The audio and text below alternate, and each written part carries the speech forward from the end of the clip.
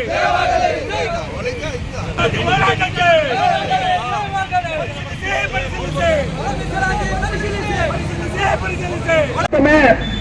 ದಿನ ನಾವು ಹಮ್ಮಿಕೊಂಡಿರುವಂತ ಬೃಹತ್ ಪ್ರತಿಭಟನೆ ಮೆರವಣಿಗೆಗಾಲ ಹಿಂಗೆಲ್ಲ ತಿಳಿಯೋದನ್ನು ಭಾವಿಸ್ತೇನೆ. ಒಳ ಮೀಸಲಾತಿ ವಿಚಾರವಾಗಿ ಇವತ್ತೇನು ಕರ್ನಾಟಕ ರಾಜ್ಯ ಸರ್ಕಾರ ಮತ್ತೆ ಸುಪ್ರೀಂ ಕೋರ್ಟ್ ಆದೇಶದ ಮೇರೆಗೆ ಮಾಡಿರ್ತಕ್ಕಂಥದ್ದು ಅತ್ಯಂತ ತಾರತಮ್ಯವಾಗಿ ಕಂಡು ಬರ್ತದೆ. ಮಾದಿಗ ಸಮುದಾಯಕ್ಕೆ 6% ಕೊಟ್ಟಿದ್ದಾರೆ, ಮತ್ತೆ ಬಲಗೈ ಛಲವಾದಿ ಸಮುದಾಯಕ್ಕೆ 5% ಕೊಟ್ಟಿದ್ದಾರೆ. ಇದು ಒಟ್ಟಾರೆಯಾಗಿ ಟೆಕ್ನಿಕಲ್ ಪ್ರಾಬ್ಲಮ್ ಅಂತ ನಾವನ್ನು ಭಾವಿಸ್ತೇವೆ. ಆದ್ರೆ ಸರ್ಕಾರ ಮಾಡಿರುವಂತಹ ಒಳ ಮೀಸಲಾತಿ ಅತ್ಯಂತ ಸ್ವಾಗತಾರ್ಹ. ಆದ್ರೆ ಮಾಡೋದು ಮರುಪರಿಶೀಲನೆ ಅನ್ನೋದು ನಮ್ಮೆಲ್ಲರ ಒಂದು ಒಕ್ಕೂರಿನ ಒತ್ತಾಯ. ದಯಮಾಡಿ ಆಗ್ಲೇಬೇಕು.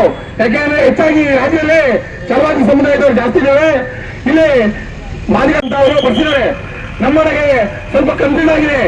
ಛಲವಾದಿ, ವಲಯ, ಬಲಗೈ ಈ ತರ ಹಲವಾರು ಕೊಟ್ಟು ನಮ್ಮ ಸಂಖ್ಯೆ ಸ್ವಲ್ಪ 1% ಕುಸಿದಿದೆ.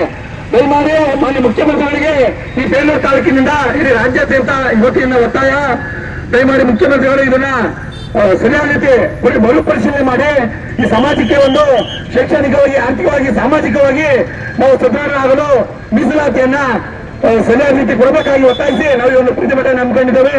ಶೀಘ್ರನೇ ಇದನ್ನ ಎಚ್ಚೆತ್ಕೊಂಡು ಇವತ್ತೇನು ನೀವು ನಾಗಮೋಹನ್ ದಾಸ್ ವರದಿಯನ್ನ ನೀವು ಇವತ್ತು ಸಬ್ಮಿಟ್ ಮಾಡಿದಿರಿ. ಇದಕ್ಕೆ ಏನು ಸಚಿವ ಸಂಪುಟ ಏನಿದೆ ಇದನ್ನ ಉಪಸಮಿತಿಯನ್ನ ಸಚಿವರನ್ನ ಒಳಗೊಂಡಂತ ಉಪಸಮಿತಿಯನ್ನ ರಚನೆ ಮಾಡಿ ಇದನ್ನ ಮತ್ತೆ ಮರುಪರಿಶೀಲನೆ ಮಾಡಿ ನಮ್ಮ ಸಮುದಾಯಕ್ಕೆ, ಬಲಗೈ ಸಮುದಾಯಕ್ಕೆ ನ್ಯಾಯವನ್ನ ಕೊಡಿಸತಕ್ಕಂತ ಕೆಲಸವನ್ನು ಮಾಡಬೇಕು. ಅಲ್ಲಿವರೆಗೂ ನಾವು ಹೋರಾಟವನ್ನು ಮುಂದುವರಿಸ್ತೀವಿ ಅಂತ ಹೇಳ್ತಾ ನನ್ನ ಮಾತು